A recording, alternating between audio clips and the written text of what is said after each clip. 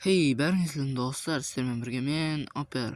Короче, біз осы бүгінгі видеода зелья невидимость істейміз. Ал ендеше зелья невидимостьқа не керек екенін көрейік. Және де ол маринованный паучий глаз, короче, бұл скрафтить етіледі. Оны білсеңіздер тауып алсыздар. Және де нарост нижнего мира керек.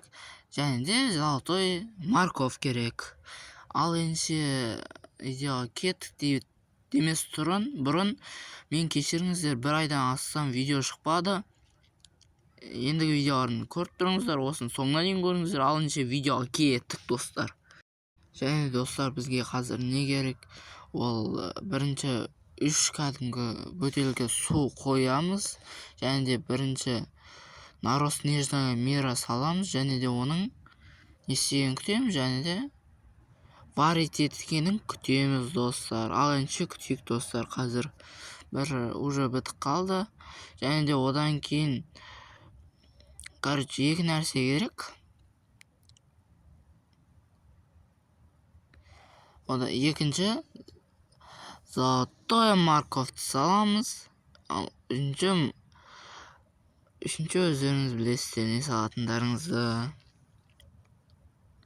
Қазір уже бітіп қалды золотой морковь варить етіп. Және де маринственный, короче, осы золотой морковь істегеннен кейін зелье ночного видения болады. Және де оған осы короче херняны салған кезде, ол варить етіп болған кезде зелье невидимостьке айналады. Қазір өздеріңіз көресіздер видеодан. Мінекей болды. Зелье невидимости 3 минутқа, егер өздеріңізде редстоун піл, яғни редстоун болса, оны бір 8 минутқа дейін көтере аласыздар. Мінекей, мен іштім.